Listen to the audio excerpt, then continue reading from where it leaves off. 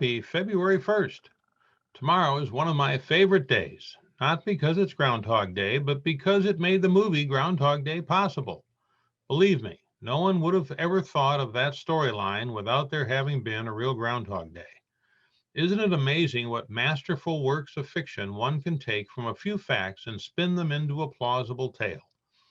Speaking of facts and spinning a plausible tale, there's an article circulating written by an investigative journalist whose area of specialty is Islamic terrorism, which obviously makes him the perfect person to pass himself off as a real estate expert specializing on internal NAR policy. In it, he alludes to the idea that racism and bigotry are somehow conservative values, and that those who champion freedom of speech support anti Semitism, misogyny, and discrimination.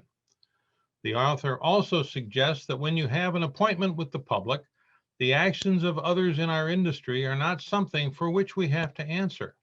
Obviously, he has never talked to a for sale by owner or a homeowner whose listing has expired and not sold.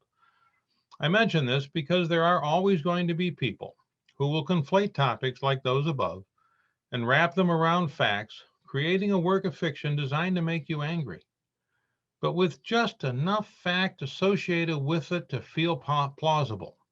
Enough said. Recently, we have received calls from brokers regarding open houses. It stems from the wishful thinking of some agents as it relates to information coming from state government or Michigan realtors. The reality is, while restrictions have been eased on some occupations and businesses, all restrictions have not been lifted.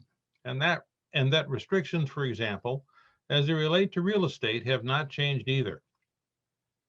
Residential gathering restrictions remain in place and will continue until at least February 21st, as do prohibitions on the number of households that can be present at a showing. Households are, by the way, people who live together in the same house, not simply people from the same family. Now, MR has also provided details of what they refer to as a staggered open house. Details can be found at the Michigan Realtor website, or you may have seen the information included in last week's news digest we sent out just last Friday.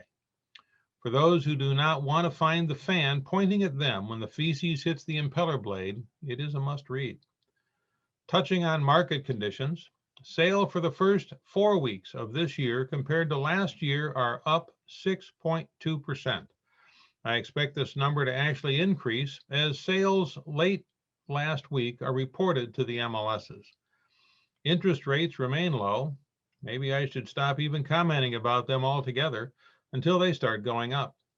Also, for those who with some interest watched a group of amateur retail stock day traders take it to the large hedge funds, causing them to lose more than an estimated $70 billion last week, this is likely to have little, if any, impact on mortgage rates or mortgage liquidity. It is also reinforcing the long-term stability of owning a home, because you can't buy a short position on the value of your house. Next week on the 10th is our first membership meeting of the year. Please join us virtually as we recognize our Realtors and Affiliate Volunteer of the Year and learn who our Community Service Award winner for 2020 is going to be as well. We are also excited to have speaking Michael Stotskoff, CEO of Southeast Michigan Builders Association.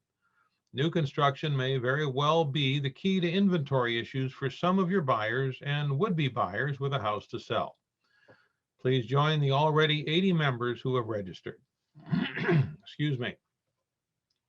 Agent Roundtable meets the 12th at noon to talk about whatever it is you want to talk about as it relates to real estate.